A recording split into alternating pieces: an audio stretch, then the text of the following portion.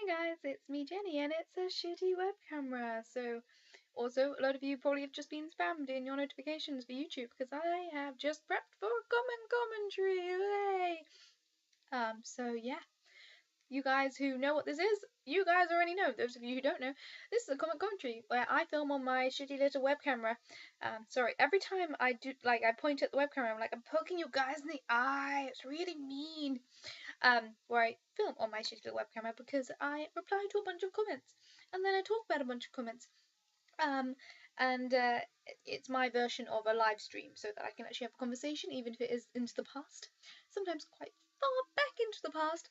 And it's my kind of version of that, because if I were to do a live stream, then basically no one would show up because it would be at a weird time of day and I couldn't actually guarantee to have a conversation. It would just be me talking to myself, which when I'm playing games, it's fine. When I'm just talking to myself, not so fun. So this is my version to it, where I can have a conversation, but it's, guaranteed that I have things to talk about. And I film on my shitty web camera because that's very wonky today. Because I've got a muffin in my hand and I just wanted to eat it so bad. It was so good.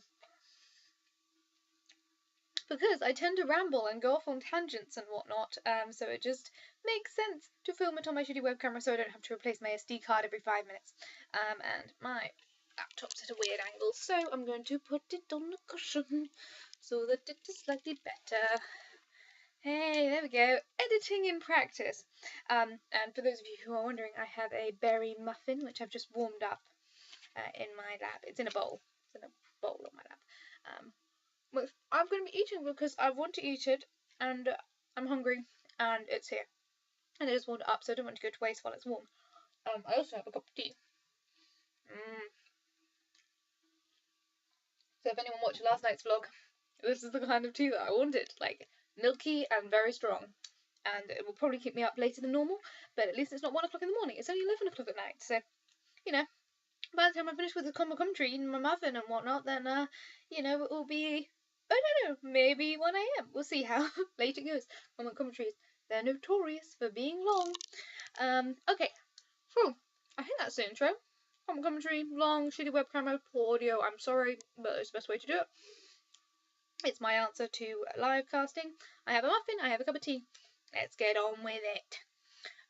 So also, one thing that I want to say relatively close to the video, this system really, really works for me in terms of, it's efficient and it's something that I can do and crack on with, and it just makes a lot of sense for me reason-wise. Does it kind of annoy you guys when you get like a massive load of spam reply comments, particularly for those of you who comment a lot? Does it annoy you? Because I'd like to know. I mean, I don't really have a solution for if it is a problem, but I'd just like to know if it's annoying for you guys to suddenly have just a huge mass of them, because it just makes sense for me. It makes answering comments a lot more manageable, even if it is into the past. But I don't know. I would like your opinion on it.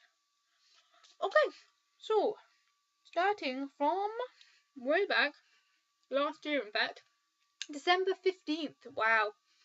Which was Excited for Christmas Naked Truth Styly. I mean, this video is technically Naked Truth Styly because my hair is slightly damp because I've had a shower, and I'm not wearing makeup because that's not something I do very often. And I'm wearing my jammies, but it's commentary style because it's shitty web camera in full length. Okay, I'm just procrastinating because I want to eat this muffin so bad. It's really good. Okay, so Excited for Christmas Naked Truth Style. Nathan Lyle says he doesn't really celebrate Christmas here and he gets excited for Christmas because he'll know he gets the day off work, which, everyone has their reasons for enjoying something, or not enjoying it. So, if you can find the joy in it, then go for it. If it's just because you have a day off, then that is something to be grateful for and enjoy it. So, it's really good. So, happy you got a day off. I always feel sorry for people who have to work on Christmas. I know a lot of people do, and I'm so glad that I don't have to. Oh, not in any of the jobs I've had up until this point. Random Street Theatre says, I'll be alone for Christmas, but I'm cool with that. So I'm pretty sure, like 95% sure you're just being like, I'm cool with that. I'm cool because I'm calm and collected and I don't mind being alone for Christmas. But like, the 5% of my brain was like, you're going to be cool for Christmas? Are you going to get snow and frost and make a snowman? Are you going to put glasses on your snowman? Because that would be pretty damn cool. And ironic, I guess, sunglasses on a snowman. Anyway, there we go. So if you're happy, again, everyone celebrates Christmas and the holidays in different ways. So if you're happy with it, then I'm happy for you. Okay.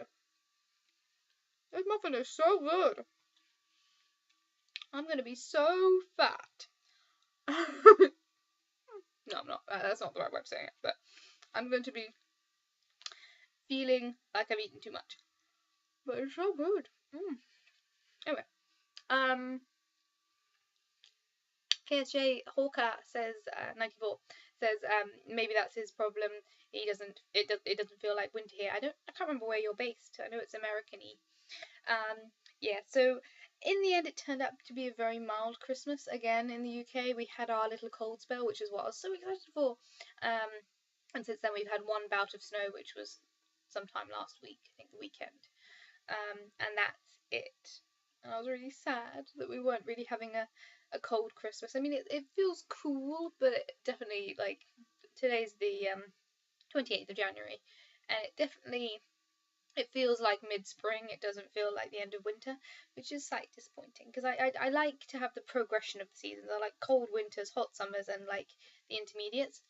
But you know, I shouldn't complain because, again, I live in England. We love to complain about weather just on principle, because it's one of the things you can say without offending anyone, because the weather can't get offended. It's a good topic of conversation. Everyone can relate to it. No one's offended by the weather, and it's something to get mildly angry about, but you know, you can't really do anything to improve it, so it's an endless subject. But in the end, we live on a little island that's immensely sheltered and very temperate. We never get extremely cold weather. We never get extremely hot weather.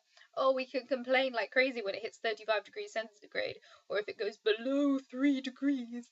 But to be honest, we're usually pretty okay. Like, we don't get earthquakes, we don't get typhoons.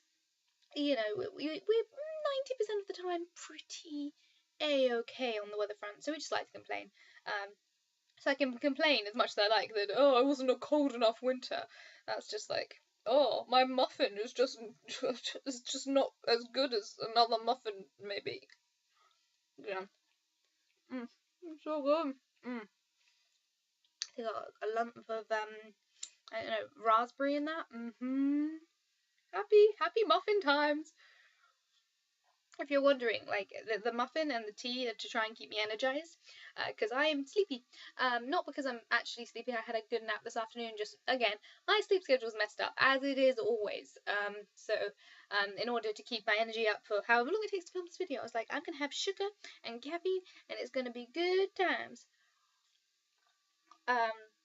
So hence, and also this muffin was bought discounted a couple of days ago, so it needs eating, or else it's going to go bad, and that'll be a waste of food, and that will be sad.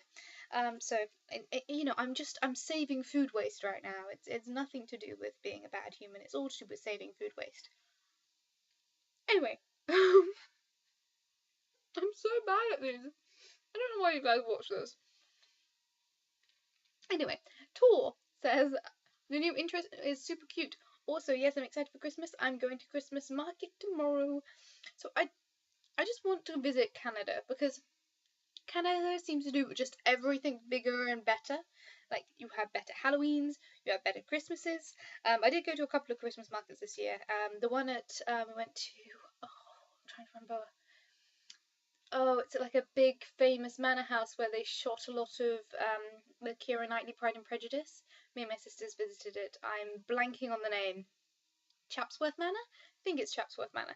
We went to there, and it was a beautiful house, and we had a walk around, and they did like all Charles Dickens themed displays. So there was a room with the Artful Dodger trying to chat up people, and I'm eating this muffin too fast, hiccups. And there was a room with other characters dressed up, and loads of art displays and book displays, and one room that's based on Oliver Twist, and one that's based on Great Expectations and all that sort of thing. So, it was very well decorated, but to be honest, I would have just been happy seeing the house as it was. They had an amazing Christmas market out front. I mean, it was freaking freezing. Me and my sisters were up doing our little holiday. It was November.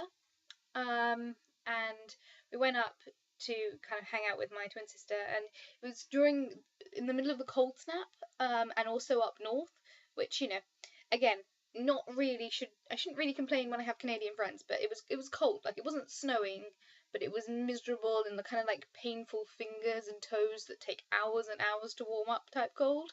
Um, and it was like really heavy rain, like the miserable kind of like I like rainstorms, but there's a certain point where like it's really cold rain, and you're just like, I don't want to be here. But they had really good. We had pork butties with all of the trimmings, and we walked around the Christmas market, and yeah, it was really nice. It would have been nicer if it was warmer and slightly earlier in the day, so there was daylight. Um, but it was good. It was just cold. But yes, that was a good Christmas market that I went to. Muffin. So yeah, but I think Canada does it better. Um, they definitely do Halloween better, 100%. Everything I've seen of Canadians doing Halloween, I'm just like, yes, I want it. I want it in my life. Moving on to Advent catch up from the 15th of December 2017. KSJ Hawker says, ha ha ha, very observant you are. The lighting actually is quite good in this video. What? Wait, did Cartoon Jenny don a cap? I'm not too eventful here. Oh, I must have asked a lot of questions. So, I can't remember what the observant thing was. The lighting is pretty good. Yay! That was me. Just like, I have a lamp that sits on the end that I just tilted this way, so I didn't have to turn on my main lights and get all the works going. You know, I don't have like set lights or anything. Like, I don't have like, I'm going to film a vlog. I'm going to turn on my official camera light. I have lights and a lamp, and that's pretty much it. I just have to make the best of it. I think on that occasion I couldn't be asked to turn on my main light, so I just flipped my lamp and reflected off the wall, and it worked nicely apparently. Wait, did Cartoon Jenny don a cap? Yes, she donned Christmas stuff. I think I gave her big woolly socks, little arm warmers, and I made her the sleeves on her t-shirt longer, and I gave her a woolly hat and a scarf, I think, as well. I did the full works. Yeah, I was really happy with that. Like, they're not the original artist, Jenna. Is just beautiful, and like she came up with the original design, and I still absolutely love it. And every time I look at it, I'm like, oh, it's so cute. So she came up with the original design. I keep meaning to ask her to update them herself, and then I'm just like, oh, I don't have time, and I want to do this. Like, I have an idea, and I don't really have time to like message her and do all the things, because I've kind of fallen out of contact with a lot of old movie clubbers. So Jenna, if you're watching, hi, you're amazing, and I miss you. But she did amazing work. So basically, I just take that and then I put it into GIMP, which is it's like free Photoshop. It's pretty good. And I just basically change things and add things and try and keep the basic template. I just love the style. It's one of the styles that I've kind of emulated before, so it's amazing that she knew that that was a style that I really liked. But I altered it, and I really like it, and I was really proud of it. I was proud of the Halloween ones as well, the Halloween ones and the Christmas ones, but I didn't actually do a Halloween intro, so next year, that's a target for me to do next year, to actually do a Halloween intro, maybe make it like creepy and echoey, I don't know, but on the sound. Muffin's so good! Okay. Where was I? Not too eventful here, and of course your cheerful face is always missed when absent. Oh, thank you. So, good job that you are good and not too eventful. And you've got to ask, how much time have you spent in London? So, for the sake of clarity, we have Britain, which is, this is interesting actually, because I have to remember that the camera reverses. So, oh, I can't be able to do the maths.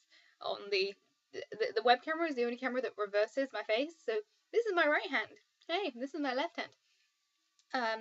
If you didn't know that, that's a secret to my web camera. It actually flips my face, unlike my normal camera. So you have Britain. Britain includes Scotland, Wales, England, and Ireland. That's Great Britain. Okay? And most of Ireland, anyway. There's a lot of contention there. I don't want to go into it too much, but basically Britain is 4 countries combined. England is it's the main one in the middle. So you've got Scotland to the top, Wales to the left, Ireland is a separate island. England is the main bulk of Britain. in terms of this match. Like, if I get anyone from Wales or Scotland or Ireland who watches this video, I'm being very broad for non-British people. But yes, the main body of the British Isles is England. I live in England. London is a city. It is not a region. It is a very highly populated region. It's the equivalent of, you know, Washington. It is the capital city of England. So when people say London and they think of it as a country, it is not a country. There is some kind of, like, I know with California, they're petitioning to be their own unique state, or like separate from America. There is some sort of thoughts going to maybe make London its own separate union, a separate kind of thing, but currently it is just a city. It is a very large, very heavily populated, very popular international city, but it is a city in England. So I do not live in London. I have never lived in London. I was trying to think about it when I answered this question. I don't think I've ever actually stayed overnight in London, ever. I've got an aunt who lives on the outskirts, who I've stayed overnight in her house a couple of times in my life. She is quite a small house and she's got children, so we tend to just do flying visits and keep on the sofas and stuff. So I don't think I've ever stayed over hers more than 1 or 2 nights at a time. And I don't think I've ever stayed overnight in London, ever. I do day trips if I do that, and it's usually between 1 to 3 times a year maximum. I've been to London 3 times a year. Usually it's one time a year, every other year type thing. So London is not an area that I'm particularly familiar with. It's not an area that I've ever lived in. It's not an area that I've ever stayed in overnight. Just like that's not a rant, that's just clarity, because I know there's a lot of confusion about all the different subsets of what constitutes being English and being British, because I am an English Briton. But you could be a Welsh Briton or a Scottish Briton. And again, there are lots of debates about whether or not Scotland's going to leave the British Isles. Ireland, it has been a debate for centuries and centuries and centuries, depending on which part of Ireland you are discussing. Wales, as far as I know, is mostly pretty happy being attached to England, but I've got the feeling if Scotland leaves, Wales will probably leave too. So there is a lot of debate about where that structure will end up, where that structure has been in the past, but currently that is the overall gist of it. So I have not spent a lot of time in London, to conclude. Very, very little, in fact. I do mostly day visits, as I said, where I tend to always end up in the Victorian Albert Museum. Every time I go to London, somehow I always end up in the Victorian Albert Museum. Their tea room is lovely, it's gorgeous. I've talked about this before. Their tea room is beautiful.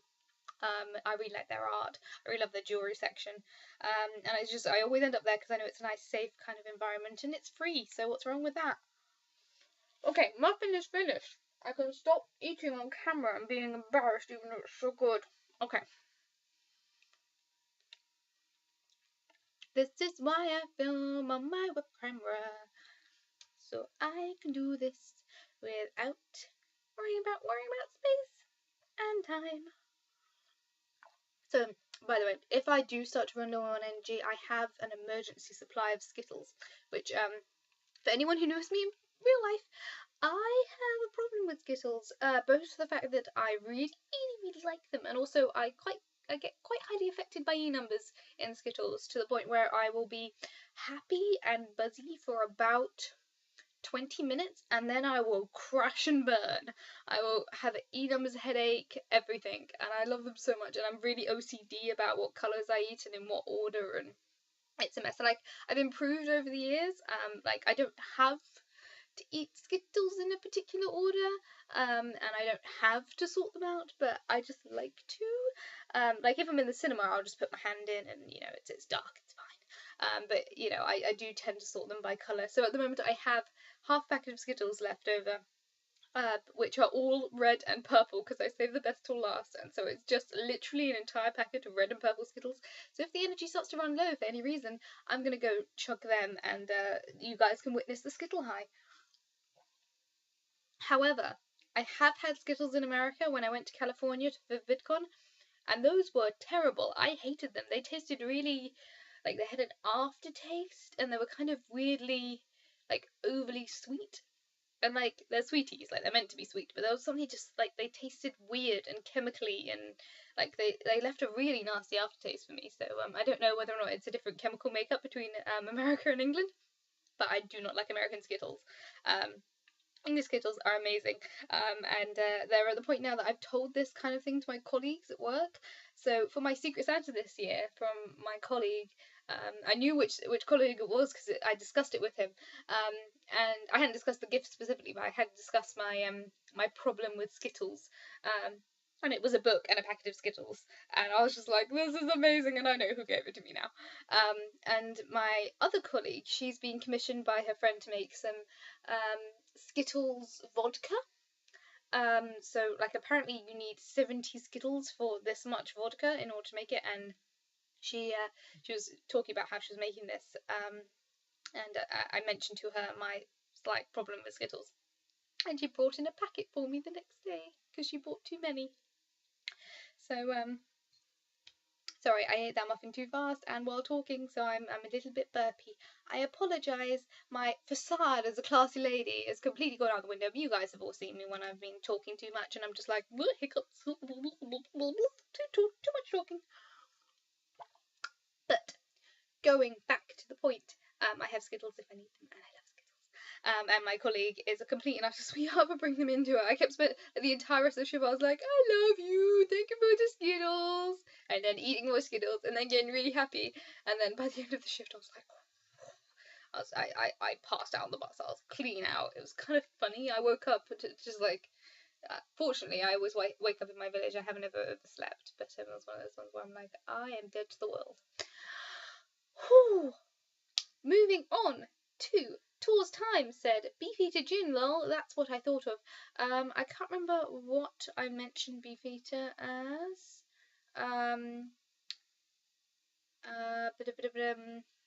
I can't remember. Beefeater is a chain of pubs, and it's also the name of the soldiers who stand outside Buckingham Palace. Beefeaters. So basically, it's a British term used for a lot of things, but I've never heard of Beefeater gin. But that sounds good, I guess, as long as it's not flavored like beef. I think beef flavored gin would be gross. Gross. Anywho, Torsi says awesome cinematography, half white and half blue, occasional profile shadow. Very cool. Love the sweater too. Very sexy. Come to think of it, what was I gonna say? That's it. So yeah, I was in my jammies. It was my.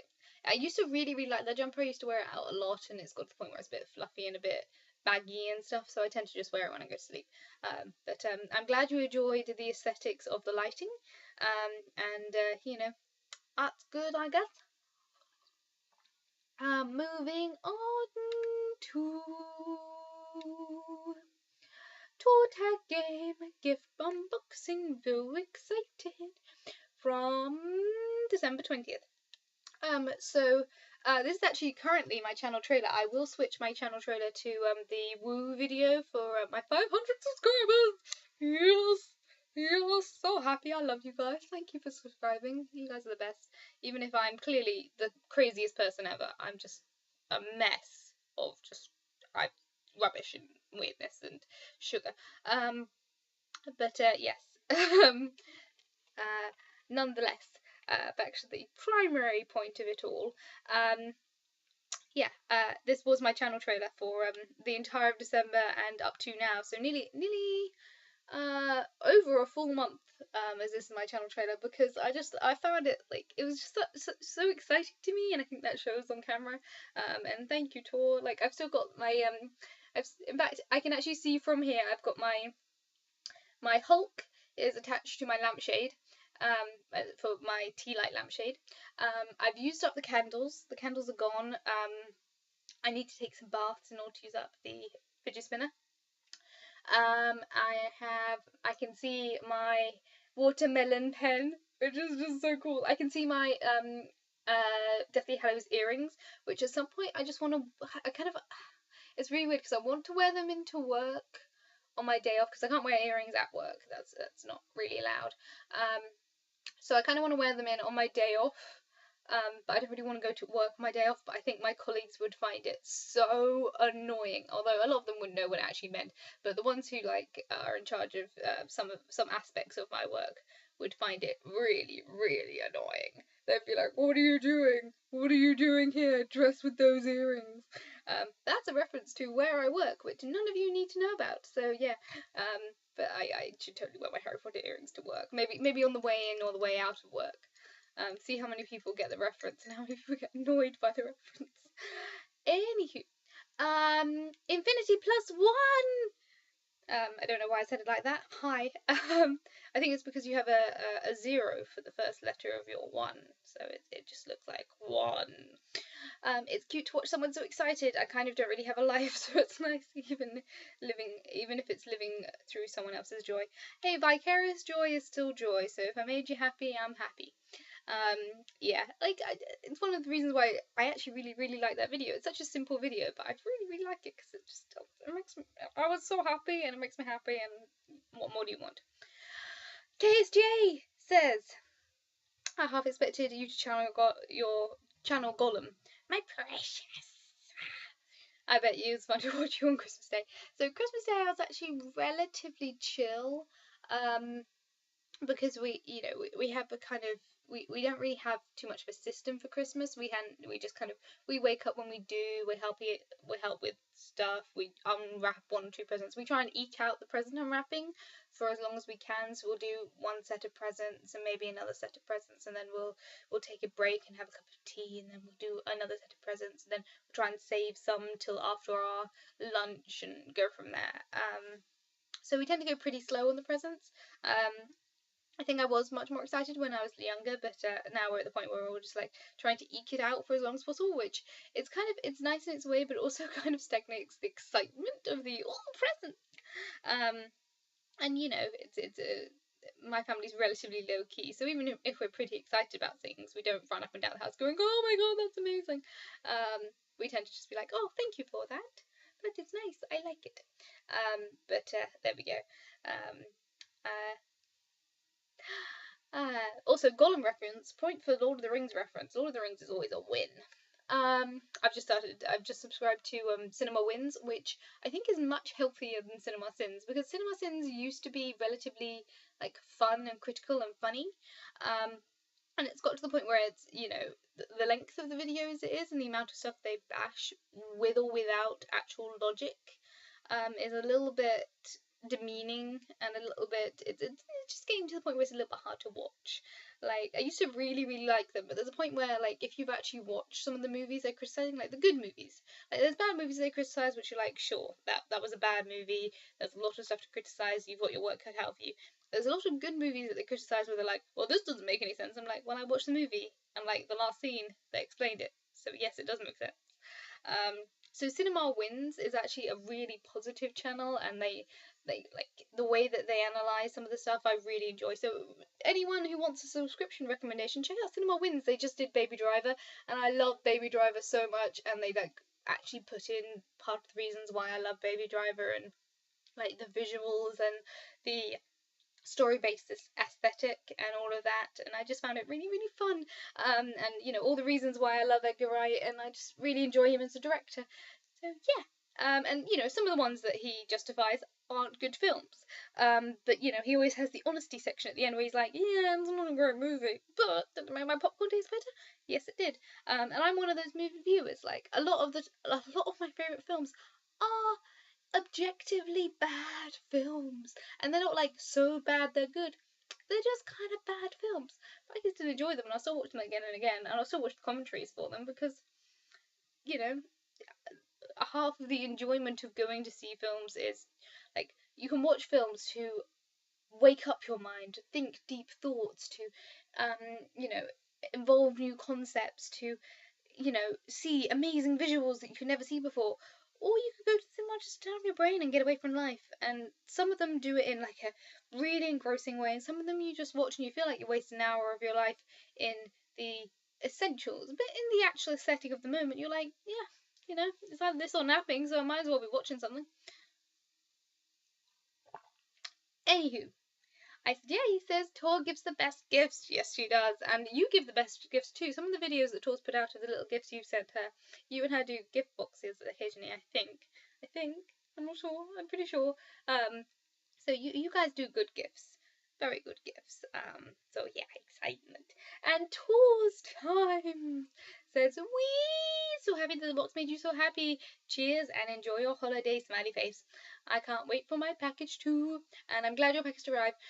The one thing I'm sorry about when it comes to the package is in hindsight, I've done one gift package before. I've only done one gift package. It's not really a thing that I've ever done, except for one for my sister for the beginning.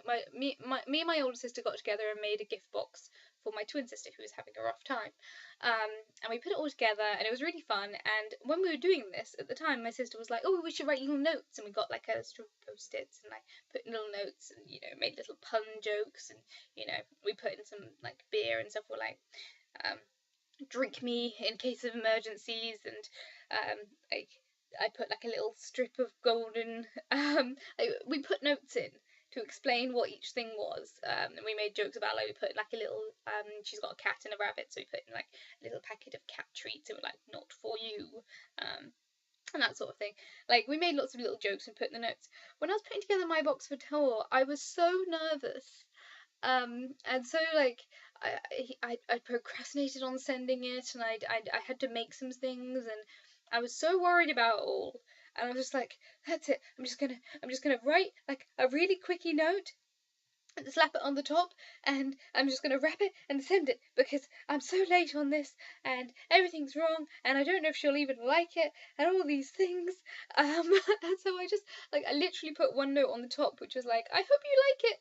I hope you get what some of this stuff means. Enjoy. Hopefully see you soon. Yay. Instead of doing what I should have done, which is actually explain a lot of those things. So like I was really proud of a lot of stuff in that box, but I didn't actually get around to doing it. So the box itself is from a charity shop called British Heart Foundation, which is a heart and pulmonary charity in England. So I bought it from there. So I think it was made for British Heart. It wasn't a second-hand thing. It had a really cute catch and it had a olden British map on it. So again, Britain, the whole of Ireland, Scotland, Wales, and England. So it had the whole thing on it. And it was really pretty and it was really well designed, and I saw it and I thought, oh, that would be perfect as a box for the gifts. And then I looked at the price and I was like, well, it'll take up about half of my budget for the whole box in the box itself, and I was like, do I want to do that? Do I want to do that? And so I went away and I was like, I'll think about it, and I came back a week later and then I bought it. I thought this was perfect. She'll really love it. It's worth the price. I just have to be really careful with everything else I buy. But I thought it would be really good because I know she likes English things, and I thought it would be nice. And part of the subject of doing the gift boxing was to do specifically things from our culture. So there was a couple of Canadian things like the Canadian sweets. The thing is, when me and Tor met in California for VidCon, she bought me so much Canadian stuff. Like I had Canadian chocolate pennies and I had I think about 20 Canadian lollies. Like, I didn't know what to do with them. I had so many. I had, like, I swear, if I get dentist problems in the future, I might have to blame those lollies. So many lollies. And I got given a Canadian, like, little tote bag and, like, all of the stuff with the Canadian flags on. I got given it, like, a little jar of Canadian maple syrup, which I think, in hindsight, I don't even know how I got that home, because I didn't have hold luggage. I wonder how I got that through the airport. Because I was worried about sneaking my umbrella through the airport because I bought a full-size umbrella in California, but I somehow managed to get a jar of maple syrup back. Clearly the bomb experts are not doing a very good job at checking that I'm not bringing malicious maple syrup onto a plane. But basically, I already had a bunch of really awesome stuff from Canada, so when I was thinking about my box for tour, I was also like, what can I get that's kind of equivalent to that? And so the other thing that I bought was Britishy, was the English flag on the tote bag, which again was a reference to the fact that she bought me a Canadian tote bag while we met in California, and it's about the right size, and I folded it up and it fits in the box nicely, and that's also from British Heart Foundation.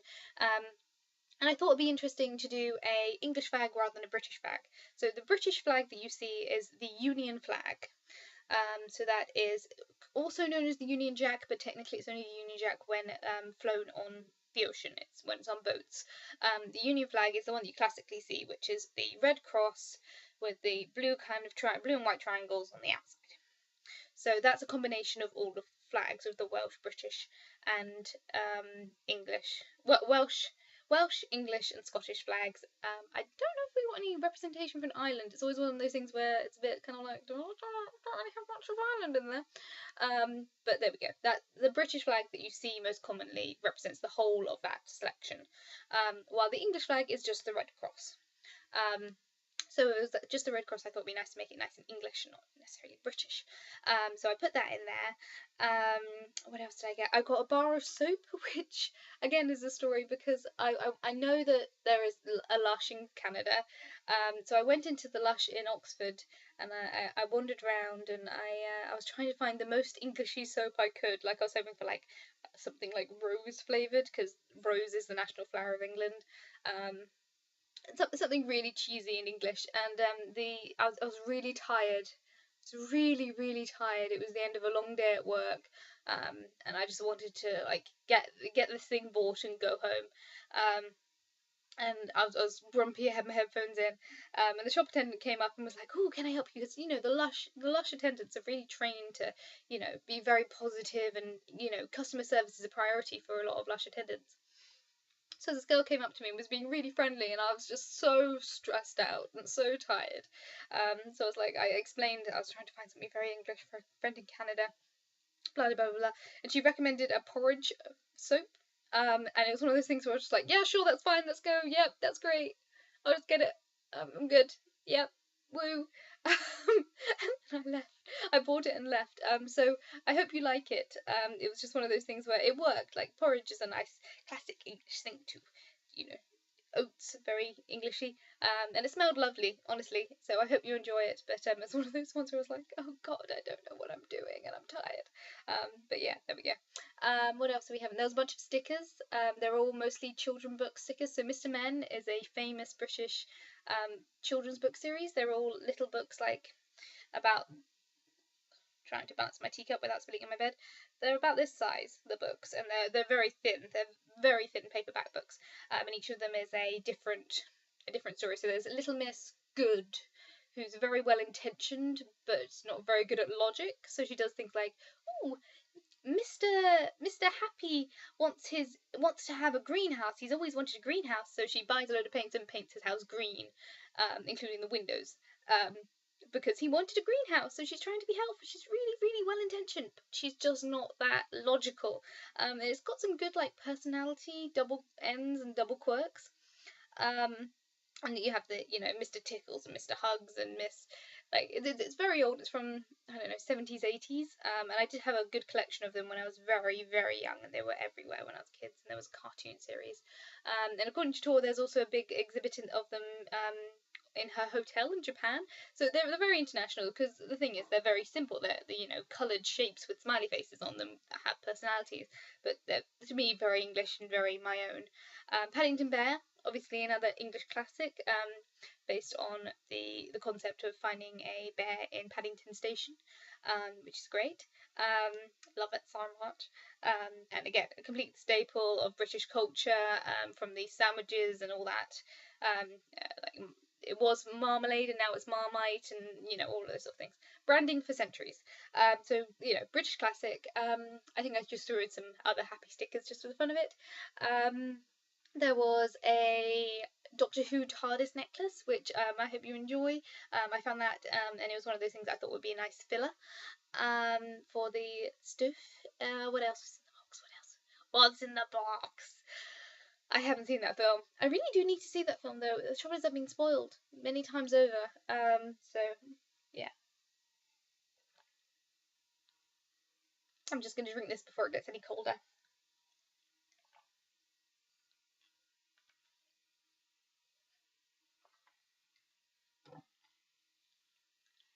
Okay. There was the keychain, which I was really proud of this idea. So when I was trying to find Englishy things which I could give to Tor which weren't too cheesy but were very Englishy, I went into Oxford is a centre of culture in Britain. In England, in Britain, they're equidistant for this context. This context alone, I don't want to upset any of the Welsh or Scottish or English people, whatever. I went into one of the Oxford gift shops to try and find some stuff, and so much of the stuff in Oxford is London-based souvenirs, which is, I think, part of the reason why there's so much confusion about what London is in England to the multinational crowd. Because if you go to a gift shop anywhere, you can buy little Big Bens and little, keychains of the London Bridge and stuff, even though if you're in the middle of Oxford. And trying to find an Oxford souvenir in Oxford is really hard. But one of the things I did find that was really interesting was you could buy super duper cheap looking plastic penny attached to a keychain with like a little, I don't know, like a tin Union flag.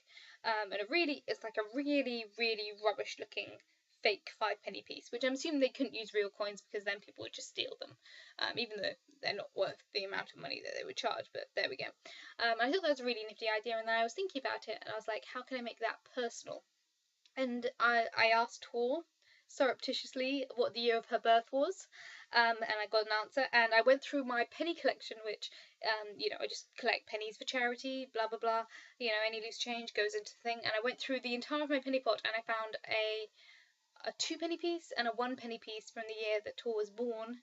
And I tapped like a little dent, and then I drilled a hole through it and made a keychain out of this 1-penny piece and the 2-penny piece that was minted in the year that she was born.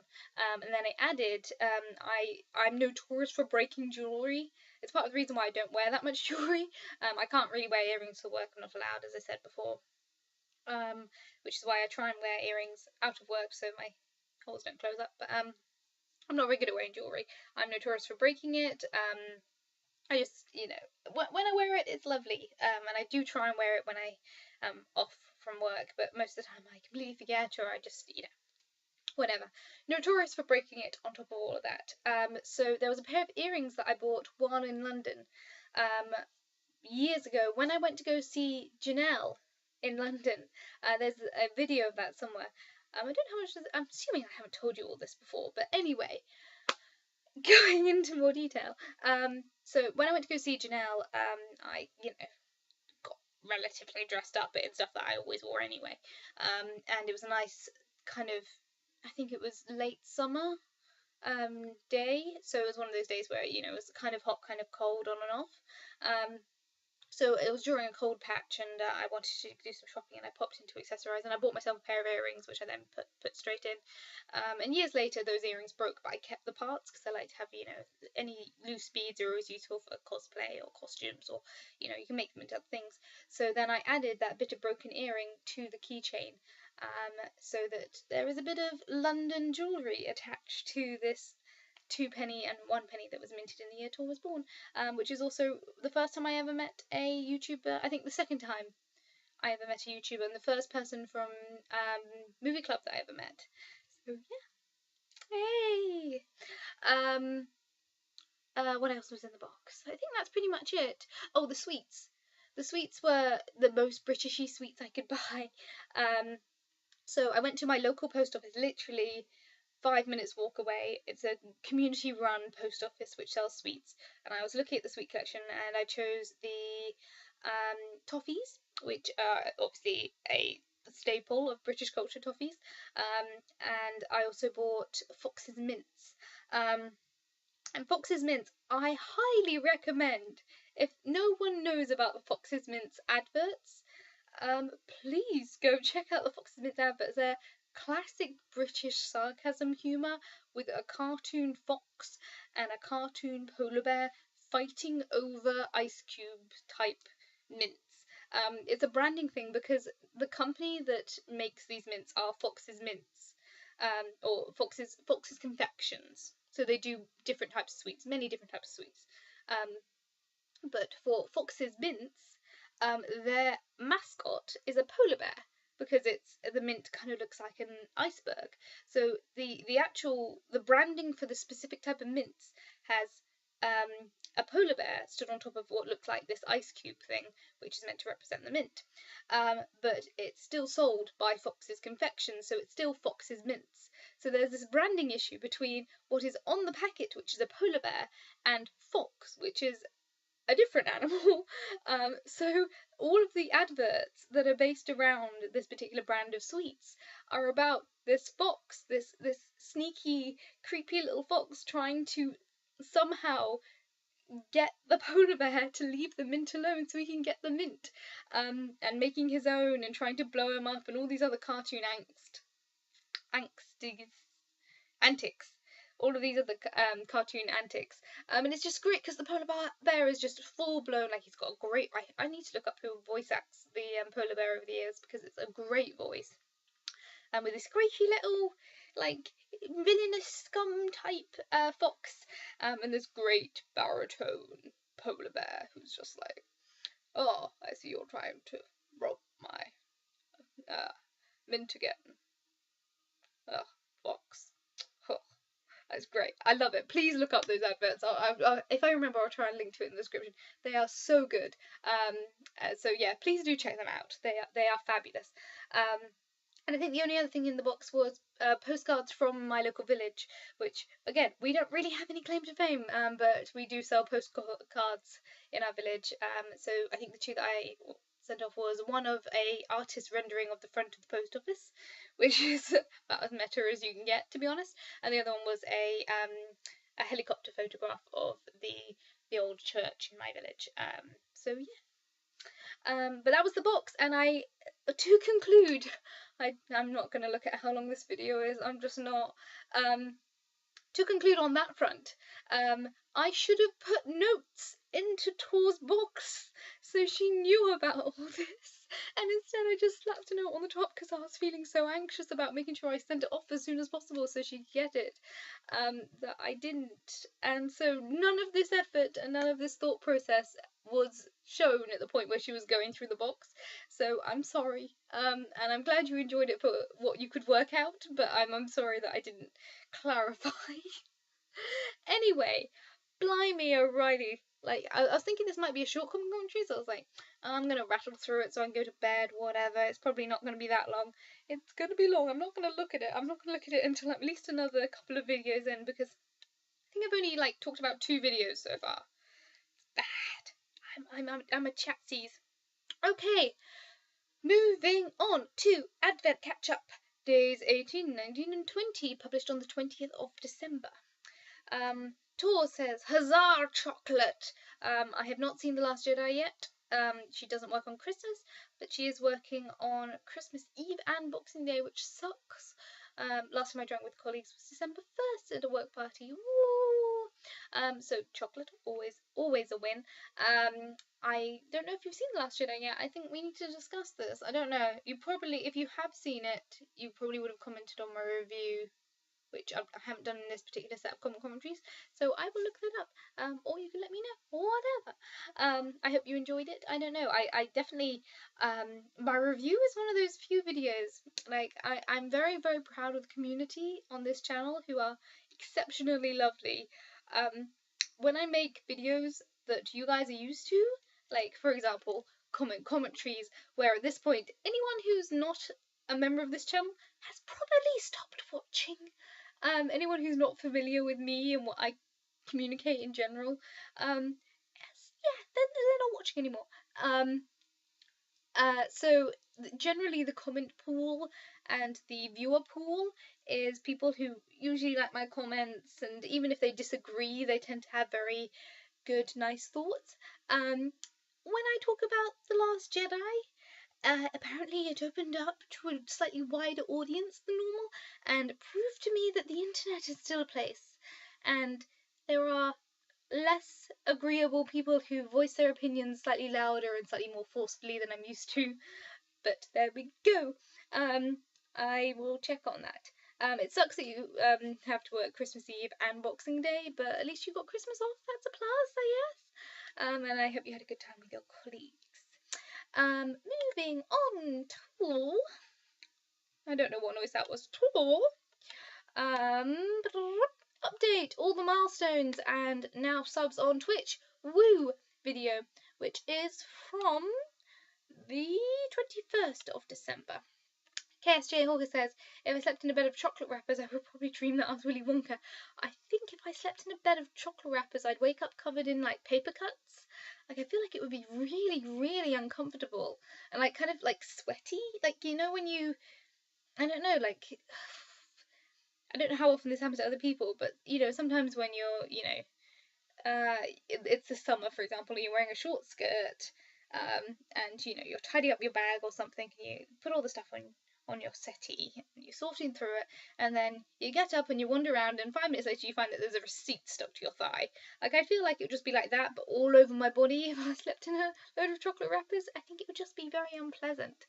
But you know, each their own, and I think the most pleasant version of that situation would be dreaming of Willy Wonka, or I'm sure Willy Wonka would probably like develop a sort of an actual bed made out of wrappers, like an actual some sort of epic level 4-poster bed with, like, you know, a I don't know, like the more I think about it, the more kind of creepy and kinky it gets, though, when I think about Willy Wonka in his bed.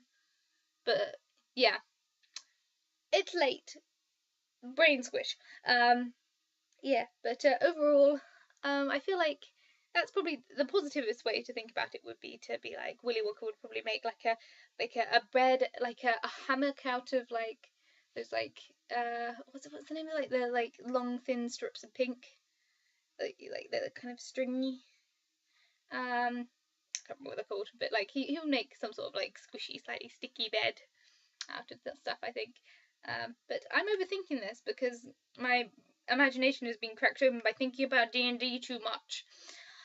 Nathan Lyle, official, says, "You can't make me comment if I don't want to. Wait, oh no." I don't know why I sung that, but it seemed appropriate. So yeah. Ha ha ha. Mwahaha. Mwahaha. Ha ha ha ha. I manipulated you. Um, Eric Dye says, "Good luck with your subscriber drive. I'll add a follow to Twitch. Thank you. You're awesome." I stream there occasionally as well, and it's fun. It is fun. It is really fun, and I do need to do it more often. I was going to do it this afternoon, but I ended up taking a nap, and then I had a practice drive, and then I kind of fell into a little bit of a procrastination hole because I was thinking about D&D, and now I'm doing this, and that's all my time gone, and I will have to sleep soon because I've got to get up in like 6 hours. So yeah, and I still got 6 videos to go. Yes, so yeah, I was gonna stream tonight. Hopefully I'll stream tomorrow. In fact, I'm gonna, against my better judgment, I'm gonna promise right here, right now, in this commentary, that I will be streaming Oblivion tomorrow at some point in the afternoon. I may come home from work and do it straight away, in which case you'll get post bus napping journey, where I'm like, I really wish I was napping, or I might have a nap and then do it in the afternoon, because I am on a late on Tuesday, so if I stay up a little bit late, it's not too much of an issue. So yeah, coming right at you, promised now, forever, that I will stream tomorrow Oblivion for at least an hour or two, and maybe finish up the Assassin's Quest, maybe. We'll see how it goes. And yeah, I'm excited. It's fun. I miss it. So yes, I have made a promise to the internet, which I have to keep, because the internet has honour, or somewhat of it. Commentary! Blimey, I'm all about the weird voices today. And maybe there's a lot more sugar in that muffin than I thought there was. Maybe I just had a really good nap earlier. Maybe. I don't know.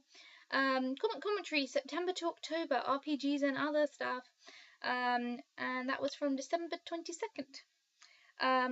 Tor says, "Clock, Merry Christmas from Canada." She also says, "Don't worry about your singing pumpkin freak out. I definitely cried a happy tear in the grocery store when I found a gentleman raccoon nutcracker. You are in good company when it comes to holiday excitement." Yes! Is all I have to say in regards to D&D. So, a couple of things to go through there. Clock. Yay for being a clock person. Merry Christmas. Belated, but nonetheless. Don't worry about your singing pumpkin freak out. Oh, that pumpkin just made me so happy. Monster mash. And yeah, I know, Tor, you like nutcrackers. I think you collect them, don't you? So a gentleman raccoon just sounds amazing. Like, that seems like right up your street. So I'm glad you shed a happy tear, and like I can feel the shame when I'm like, oh, that was embarrassing. But I'm also like, I shouldn't feel ashamed because everyone has the right to like what they like. And if I like a bloomin' singing pumpkin in the middle of Tesco's in the middle of the day when other children are running around and I'm a fully grown 25-year-old with a camera, so be it. And yes, in regards to D&D, as I say, my brain has been like in D&D mode all afternoon, which is just a constant state of being. The thing is, at the moment, I'm still working out so many plot points and like working out like logic things and trying to work out how to like bring in story arcs subtly. Um, that like I haven't actually written anything down. And I really need to write some of this stuff down while I've still got it in my brain because at the moment it's just going to go in one ear and out the other. I'm going to forget stuff. Like, there's a lot of stuff that I want to do in terms of story that trying so hard not to spoil it because all I'm thinking about is the Canadian game because it looks like it's going to be a long time before the newbie game and it's actually a few more weeks than I thought it was for the club game. So all I'm thinking about right now is the Canadian game and like every time I'm like, oh, that character could have that subplot and then I'm like, oh no, I've got to build up another city for that subplot. Oh, and this is a lot of it's like now I've got a couple of character sheets in. I'm thinking about like backstories and oh my god, so much, so much. But I'm excited. I'm so excited. So I just need to write some stuff down because you know at the moment it's all processing and no writing. Nathan Lyle says, when you say Americas, are you including South America? I hear that toilet water spins counterclockwise. Thank you for being a clock. Which, if I say that fast, that sounds inappropriate. When you flush it in the southern hemisphere. So thank you for being that.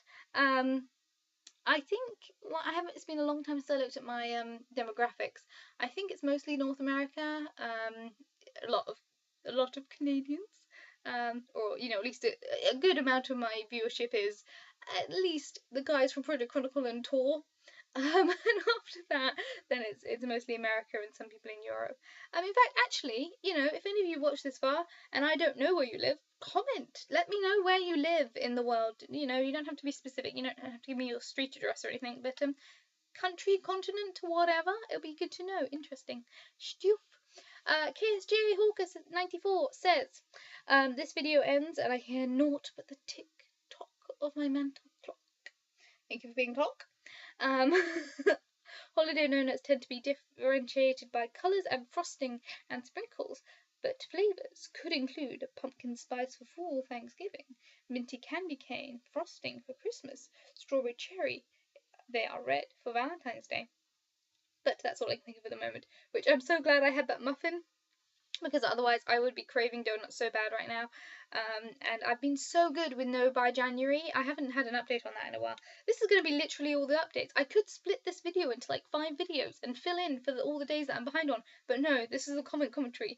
Everything that comes into my head has to come out of my head into words straight away, regardless of consequences or length. I'm actually going to look at the time. Ooh, almost on the hour. Yeesh. So yeah, I forgot what my point was. Donuts. Yes. No, by January update on that. I have done pretty well.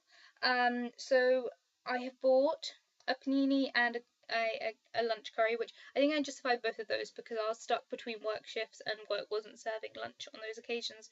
So it was my only way to really get food was to buy it, unless I had like cereal, which I don't consider that lunch.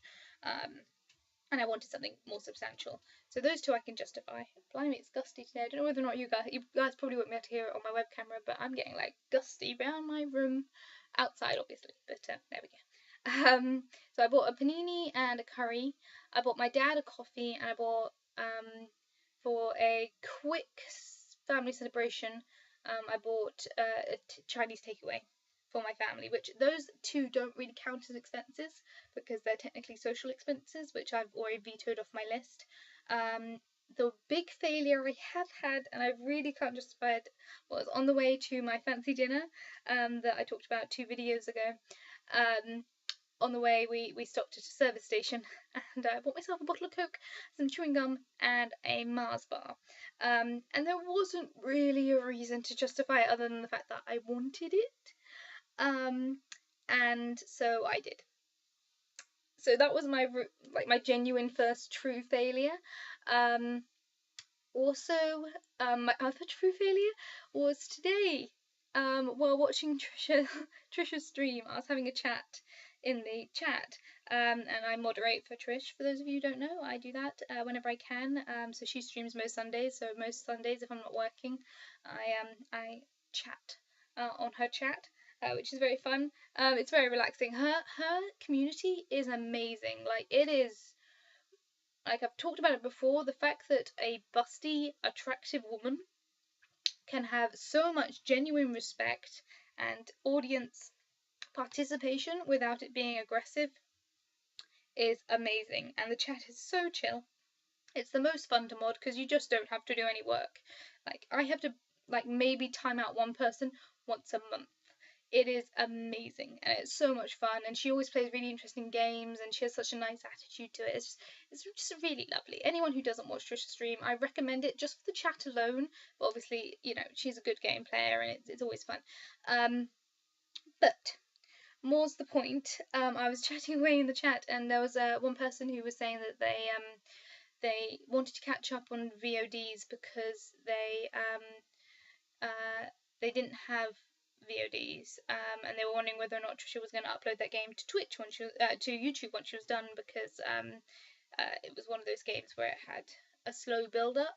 And I've read the plot synopsis, and it's one of those ones that there is a sharp turnaround when it happens, a very sharp turnaround, which is really interesting.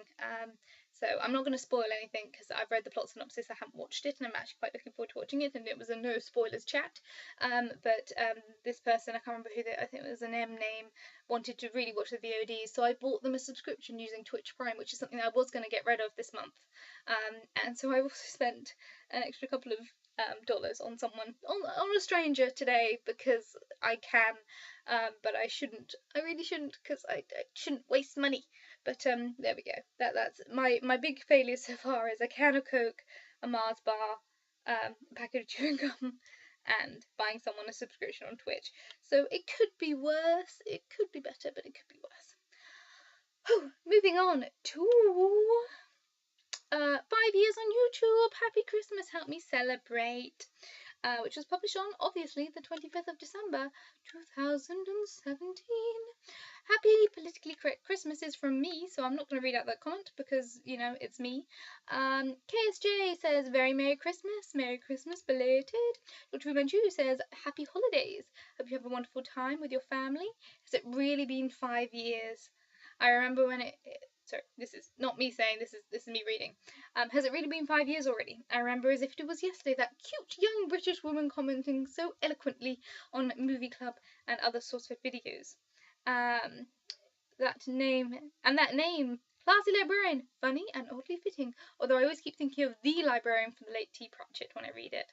Happy anniversary, and thank you for entertaining us. I'm looking forward to next year, so thank you, Dr. Fu Manchu. You're one of my, like, you know, unsung heroes of the chat. You're always commenting. You're always the first one to react to anything on Twitter. It's actually really uncanny. You're right on it. So thank you for being such a long running supporter. Yeah, the Sourcefed days way back when. I do want to get back into movie reviews, but it's really hard because, again, when I do movie reviews, I tend to get people outside of this group, which it's nice to, you know, go out, and particularly with modern films that are currently in the cinema when I review them. But it's also when you open the doors, you tend to get some people that you don't necessarily want in. So yeah, I'll see how I go. And also, I'm so bad at actually watching movies when they're in the cinema initially. So we'll see. And I also, you know, I feel like I'm out of practice on the movie reviewing thing and the story analysis, and I feel like I do say different things, but when I actually watch them back, sometimes I feel like I'm a little bit repetitive, and I like it. Why can't I like it? Whew. Yes, and Class Librarian, I lucked out so much with that name. Like, there were some awful names for some of the movie reviewers. I was so lucky to luck out with Class Librarian. It could have been so much worse. Although I did go back and rewatch one or two of the Source Fed videos when I was working on my playlists at the beginning of this year, and I went back and I reread the comments on one of the videos. I can't remember which one it was. It was like, classy librarian, aka dirty slag, and I was just like, that's kind of hilariously bad as an insult because, you know, I don't think I show any evidence of being unhygienic. So there we go. But I did luck out with a name, thank God. And I love Terry Pratchett's librarian, one of the best primate characters of all time. Such a fully fleshed out character, not just because he's all skin, but oh, he's such a good character. And it's just I'm at the point where I've been rereading my Terry Pratchett's. I've taken a break because I'm not allowed for no by January. I've also cut out buying new books on my Kindle, so I could theoretically. I know we've got most of the Terry Pratchett's in the house, but it would take me a while to search for them. So I'm taking this opportunity to work through some of my books I've just been piling up. Like, I literally have a book stand that comes up to my hip. Like, as in a pile of books that come up to my hip that I've been trying to work through during this month. It's not very much smaller. I've been thinking about D&D more than reading. But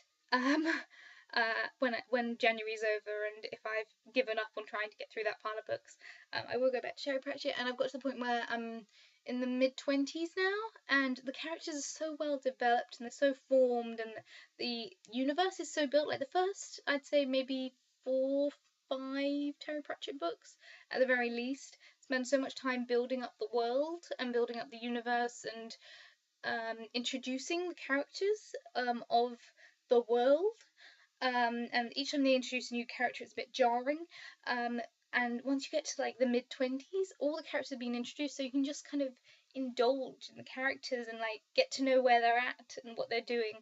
And you can kind of invest more in the parody aspects and what the story is specifically saying, rather than what it's saying about the characters, if that makes any sense. Because Terry Pratchett's always balanced a theme with his stories versus a plot. So, for example, Weird Sisters, the theme is theatre and the power of show business and theatrics and script and, you know, expected storytelling. And the story is that of Hamlet, but from the perspective of the witches with a lot of comedy aspects. And that is a really well balanced book where you've got the balance of what the metaphor is, what the story is, and the characters. For some of the earlier ones, like particularly, I'd say probably, I think maybe even the first one, is meant to be like parodying fantasy genre as a whole, and that's a bit too big of a subject to kind of parody in one go. I mean, it's mostly Conan the Barbarian as the primary theme, but it's also tourism. It's also like it's almost too many concepts at once. They're very enjoyable books. Don't get me wrong. I really really like the first couple of books as well, but I really feel like the ones about the middle so far, which I'm rereading, they are just so good. Lords and Ladies is like such a good, well-written, tense, gripping book about spoiler alert, elves, and witches and marriage and feeling like you're getting older. The themes are there. The themes of nature and myths and legends and all these things are there, but the story itself is so solid. It's like the thing I love about Jane Austen is, you know, there's allegory, you can read into feminism, you can read into all of this stuff, but when you're actually reading the books, it's just fun. It's just characters that you care about that are witty and sarcastic and bitchy and you can relate to, and you're so invested in the moment that you don't really care about the overall allegory. And again, with Terry Pratchett, like, I love the fact that you've got the allegory if you want to read into it, but the rest of it's just so fun. So back to the point, the librarian. Not that I want to be compared to a gorilla, but I'll take it. Or is it a gorilla? No, it is a gorilla. Yeah. No, it's a baboon. Gorilla. I'm completely blanking. He is some sort of primate, but he's the librarian. He's an entity in its own right. So as much as I don't really want to be compared to that physically, I like the overall thought process. Good job, Dr. Fu Manchu. Tiny Teddy. I don't know why I said it like that. It's just going to be an episode of silly voices. It says, "Oh, cute! Congratulations! I'm so happy for you. Merry Christmas. Have an awesome New Year. Do you have a Twitch already and already stream? Yes, I do. And what is it if I do have one? I am Class Librarian on Twitch. You can find me. I've been pretty good at putting in the description of the videos a link to my Twitter and my Twitch. So look in the description of this video. It should be there. If I'm at all on the ball, who knows? By the time I finish this video, it could be very late. But yes, I do stream at the moment. I don't think there's any VODs left at the moment because it's been a while. But I do promise. I've already promised to do a stream tomorrow, which I'm probably going to regret. But there we go. Red Sky Blackbird says, hundreds of you, we are all watching, all of us. Oh, I don't want to think about that, that's scary. Tours Time says, today is Christmas, and it is not a day for a lot of editing. I hear this as I wait for my video to export. I just spent 3 hours editing. Lol, oh no, I messed up. Smiley face, JK. I like editing. Thanks for the upload, Jenny. Merry Christmas. I can't wait to carry on our friendship next year, and super can't wait for some mail to arrive. So it has arrived, yay. So yes, I've already responded to this comment because I actually responded to that one relatively close to, because I was so worried about the package not arriving. But I like that you like editing, Tor. I don't mind editing so much. I'm just not good at it, and I don't really have the software to do anything particularly exciting. I can do what Windows Movie Maker can do, which is not a whole lot, if I'm honest. So yeah, that's pretty much it. But you know, if again, I'm not one to step on other people's fun. If what you enjoy is editing and it's Christmas and that's what you want to do, go for it. Like, you know, just do it. Oh, I forgot to respond to these ones. So on Cat and Advent catch up from January 3rd. Big Virgo Tube says he had a Lego Advent calendar. So cool. I can't do an exclamation mark. There we go. He got it. He got through 1 to 4 days. Did everything else on Christmas Eve. No regrets. Your cat is cute. Also, Happy New Year. Thank you, Big Virgo Tube. You're awesome. I'm glad you enjoyed your calendar and was very enthusiastic. Richard Neal says, how many cats do I have? I have 2 cats. Jazz and EOW. Eowyn. Even though I was saying it, I can't spell it. And yeah, so the one in that video was Jazz. Jazz is a boy. He is enormous black, and very cute and a bit of a wimp, but I love him anyway. And Eowyn is the tabby that you've probably seen around in a couple of videos. But yeah, there's only 2, nothing too exciting, but I love them. We just live in a state of mutual indifference for most of the time. Oh my gosh! Hey guys, we're into this year finally. Oh my gosh. Daily vlogging 2018 from the 1st of January 2018. So Richard Neal, hi again, says, will you do any more dancing? I can't make any promises. I keep trying to do dance videos, but if I actually am in the mood to try, like if I'm trying to do a dance video, that's not going to be a good dance video.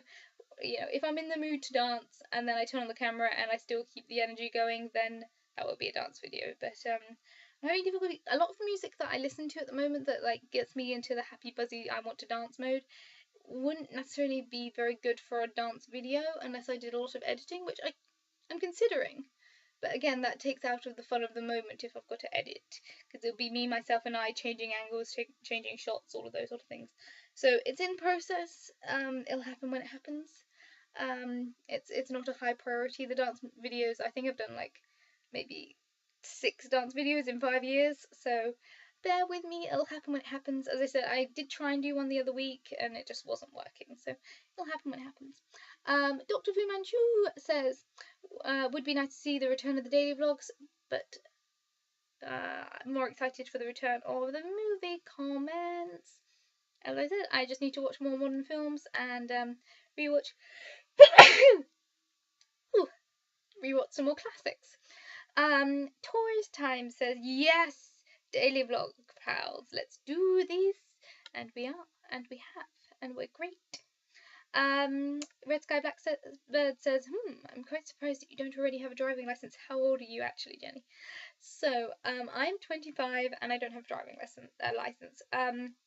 So when I went to I started to learn to drive when I was 17.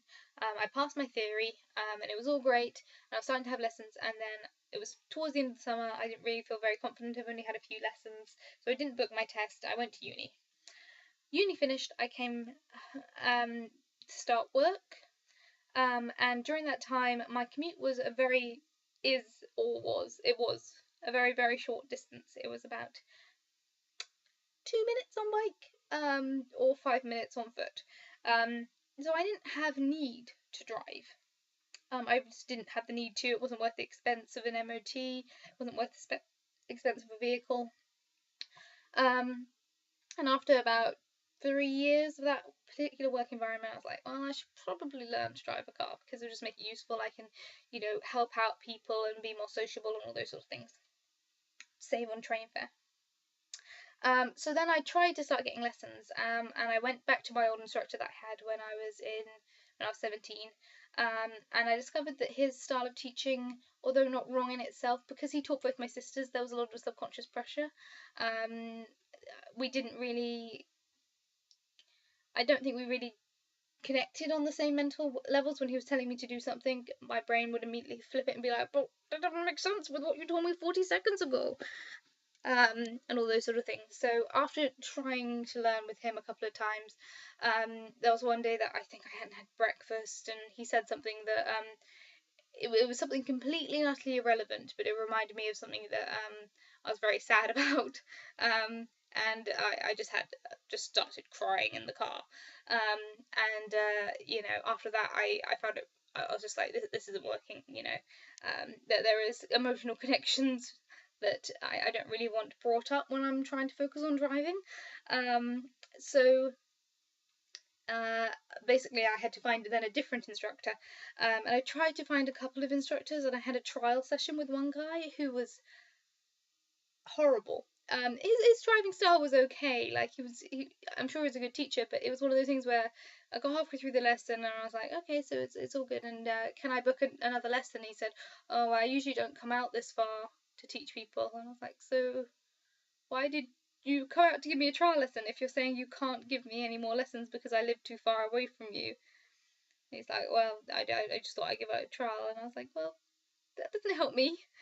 So I was like, can you recommend anyone? He's like, oh, they're all rubbish. I'm like, but that doesn't help me. So then I had to start all over again and find another instructor, and a family friend recommended a family friend.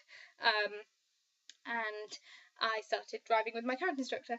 But in my old job, I didn't get my shifts until the Thursday or the Friday of the week before, so I had the weekend in order to book any driving lessons. And with all of that, this particular recommended driving instructor was very busy as well. And because I work weird shifts and all that lot, even if by the sheer possibility that he happened to have an empty slot for driving lessons in a time when I had a day off or a late shift or an early shift where I could have a driving lesson before or after my shift or on my day off, was very, very, very far and few between.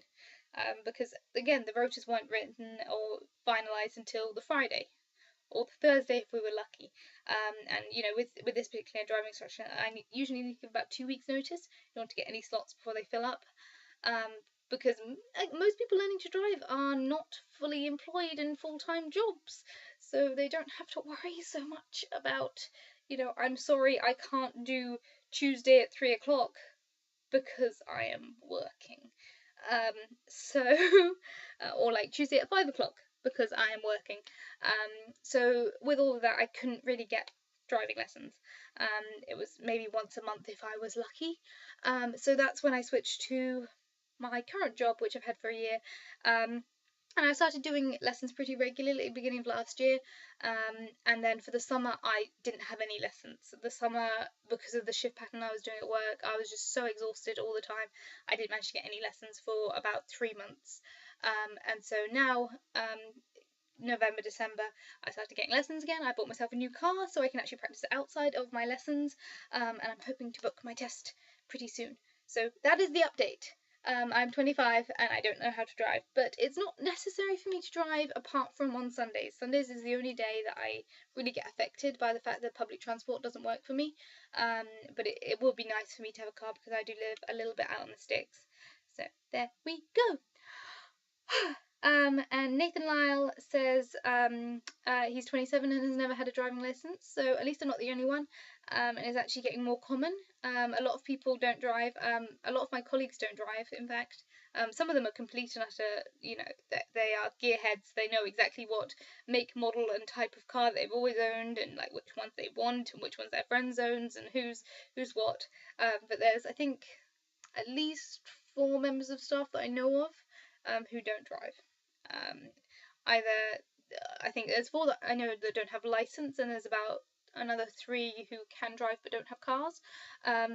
It's just not needed when you live in a city. But I don't live in the city. I live out in the middle of nowhere. But there we go.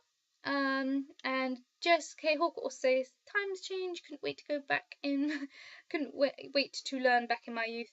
So, I've never been very fond of driving. I'm starting to get there, to be honest. Now that I have my own car, there have been moments the last 2 or 3 times I've gone out, just on little trips to kind of get used to it. I've really enjoyed myself, even though I'm driving with a very, very nervous co-driver, who really hates me driving, and is doing it out of obligation rather than out of want, which is kind of like me, because I don't, up until this point, as I said, I'm not really enjoyed driving, so all my lessons and all my practice has been out of need rather than want. I've not enjoyed it. But at this point, I'm confident enough in the mechanics of actually getting on the road and getting going that when I've got this person next to me who's white knuckling it and being like, slow down, when I'm clearly, 15 miles below the speed limit and a danger to other people because I'm below the speed limit, like feeling confident that I know what the speed limit is, and I'm actually going at a sensible pace, and I'm in control of the vehicle. All of those things have actually made me kind of enjoy it more. Actually having a vehicle of my own has helped. So I'm getting there. I definitely didn't want to learn for a lot of the time. So now that I've got my own car, it's actually kind of nice to kind of enjoy it. I just wish I had a more confident co-driver because my co-driver hates it so much. So I'm hoping to maybe find another couple of people who are willing to drive with me for practice. We shall see. Eric Dye says, good luck on your daily vlogs. Thank you. I needed it, given that I'm still quite far behind. Torsi says, awesome Jenny in a car videos to follow. Yay. I am hoping to do this is my car, and here, let's go for a drive. Oh my god, that Muffin. Video at some point, but the thing with that is, again, my co-driver does not feel very confident on camera, so it'll be quite difficult for me to. I don't have like a sport phone, or like I don't film on my. I don't have like a little mini tripod for my phone or anything. So I'll have to use my big bulky camera, which is, it's not huge. It's this size, but I'll have to use that and then try and do an angle so you guys can see kind of what's going on without showing my co-driver, and then without distracting myself, and all of these things add up to make it quite complicated to actually film me actually driving. I could probably introduce you to my car at some point. It's a teeny tiny little baby grandma car, and I really like it, and I like having a vehicle of my own so that if I do back into a bollard or chip it on the side of the garage, it's mine and my responsibility only, and I don't feel guilty for damaging someone else. Threshold is at 100% so far. Not anymore. I'm a little bit behind. But there we go. ENGFB says do it. By the way, last night's Twitch live stream, then YouTube live stream was fun. I can't remember what occasion that was for. That was one of the Project Chronicle. Oh, that was the New Year Project Chronicle stream, which the thing with that one was I filmed a video saying, hey, we're live at the moment, come hang out and say hi, and then due to a lot of like procrastination and waiting for people to come in and all these sort of things. It was 2.5 hours before we went live, and the point we went live was the point where I was like, guys, we need to go online because I made this video to say, hey, we're online, come check it out, and we're still not online. So I was like, screw it, I'm just going to OBS it. I'm going to OBS it and stream it through my Twitch stream. And the moment I said to do that, you know, I got it up and running and said hi and all those sort of things, and it was fun. But the thing is, there's a lot of regulations for Twitch now that I'm technically a affiliate, so I can technically make money and have subscribers and all those sort of things. And because of all that, I need to read the rules, but there's a lot of things you can't say on Twitch without breaking their guidelines. And it was a relaxed New Year's stream, so there was a lot of, you know, things that you shouldn't necessarily discuss. And we were all very relaxed, but I was also very well aware of this, so it kind of stagnated the fun slightly, where I was like, shh, no, don't bring up that particular viewpoint, and maybe don't tell them what you're consuming right now. And all those sort of things. So I was kind of glad when another of the people in the stream said, I'll host it from my place, so I didn't have to worry about it at the very least. So that when that happened, I was like, thank God. And we switched to YouTube on someone else's account, so I didn't have to worry about it coming back to me. But there we go. Yeah, it was fun. It was good times. It was a long night, and I was so tired the next day, but it was fun. Whew. Literally 10 minutes reading by the fire, which was from January 2nd, surprisingly. Nathan Lyle says, but it's 11 minutes. Also, the music makes me think it's something creepy is about to jump out at you. So the music is, I think, ambient calm. It's not meant to be scary or anything like that. But I didn't listen to it all the way through. I listened to the first minute and thought, oh, that'll do. I popped it on and then, pressed save and went from there. Yeah, I'm sorry if the music freaked you out. There is a musicless version that's linked in the description and in the comments, so if you do want to watch the musicless version, that's absolutely fine. But yeah, and it's 11 minutes. I added an extra minute for the time to, I did it the same thing for my summer version of that video, which is the same thing but in the garden, literally 10 minutes of me reading. It's actually technically 11 minutes because I add an extra minute for the time it takes me to walk over to my camera, turn it on, get back, settle down, start reading, finish reading, turn off my alarm and go back and turn the camera off. So I added an extra minute contingency. So there we go. And KSJ Hawker says, are those birds on your socks? They were actually pandas. I don't actually have my socks at the moment because the washing machine's been broken for the last week.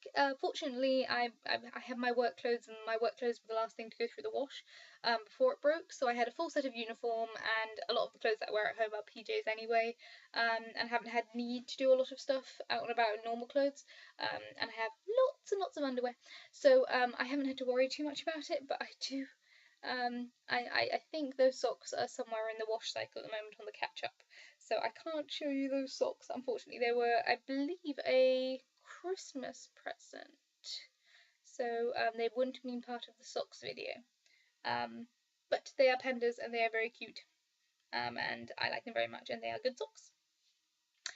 And on that note, I'm going to look at how long this video is. An hour and a half. I don't know if that's a record. I feel like it may be a record. Oh my gosh, I need to go to bed.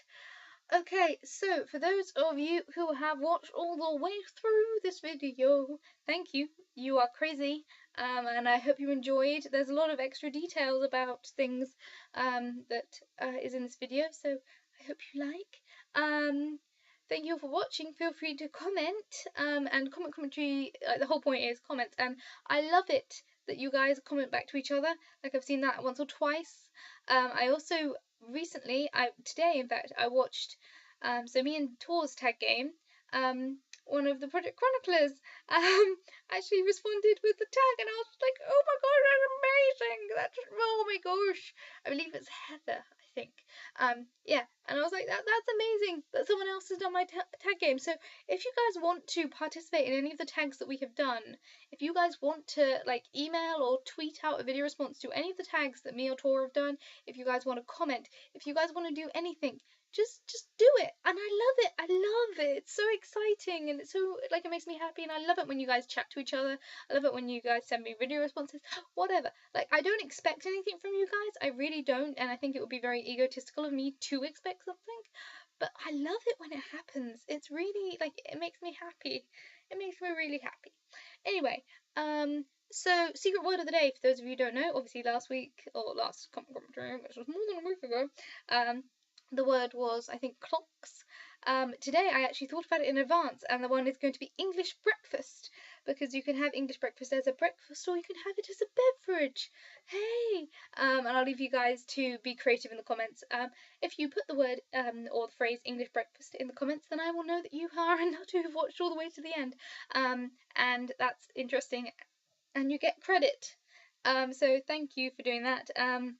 And as always, you can be as cryptic as you like or as blatant as you like. You can just put the word English breakfast, or you can do like an anagram or a puzzle or something. I have hit the end of the commentaries. I have literally hit the wall. 2 seconds until an hour and a half. Hour and a half now in. Thank you all for watching. Feel free to comment and keep commenting. I will probably do another catch up on the commentaries next week, because there has been a lot of comments lately. Thank you all for watching, and good night. Find the button.